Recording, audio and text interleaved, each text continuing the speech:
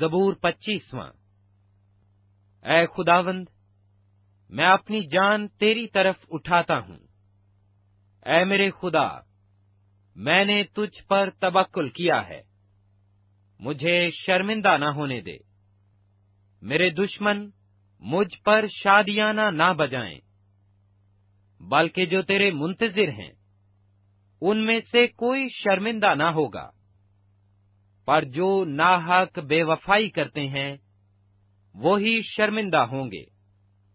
اے خداوند، اپنی راہیں مجھے دکھا، اپنے راستے مجھے بتا دے۔ مجھے اپنی سچائی پر چلا اور تعلیم دے، کیونکہ تو میرا نجات دینے والا خدا ہے۔ میں دن بھر تیرا ہی منتظر رہتا ہوں۔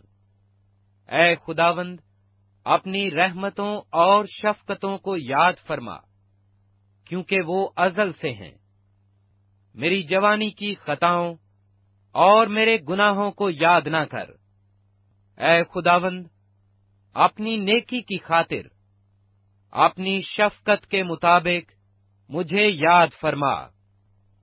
خداوند نیک اور راست ہے، اس لیے وہ گنہگاروں کو راہ حق کی تعلیم دے گا۔ وہ حلیموں کو انصاف کی ہدایت کرے گا۔ ہاں، وہ حلیموں کو اپنی راہ بتائے گا۔ جو خداوند کے عہد اور اس کی شہادتوں کو مانتے ہیں، ان کے لیے اس کی سب راہیں شفقت اور سچائی ہیں۔ اے خداوند، اپنے نام کی خاطر میری بدکاری معاف کر دے، کیونکہ وہ بڑی ہے۔ وہ کون ہے جو خداوند سے ڈرتا ہے؟ خداوند اس کو اسی راہ کی تعلیم دے گا جو اسے پسند ہے۔ اس کی جان راحت میں رہے گی اور اس کی نسل زمین کی وارث ہوگی۔ خداوند کے راز کو وہی جانتے ہیں جو اس سے ڈرتے ہیں، اور وہ اپنا عہد ان کو بتائے گا۔ میری آنکھیں ہمیشہ خداوند کی طرف لگی رہتی ہیں، کیونکہ وہی میرا پاؤں دام سے چھڑائے گا۔ میری طرف متوجہ ہو اور مجھ پر رحم کر، کیونکہ میں بے کس اور مصیبت زدہ ہوں۔ میرے دل کے دکھ بڑھ گئے۔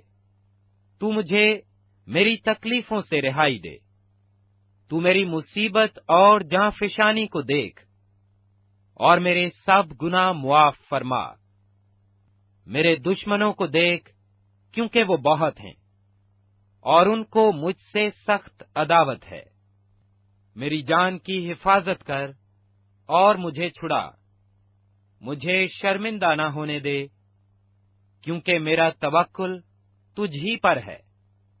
دیانتداری اور راست بازی مجھے سلامت رکھیں، کیونکہ مجھے تیری ہی آس ہے۔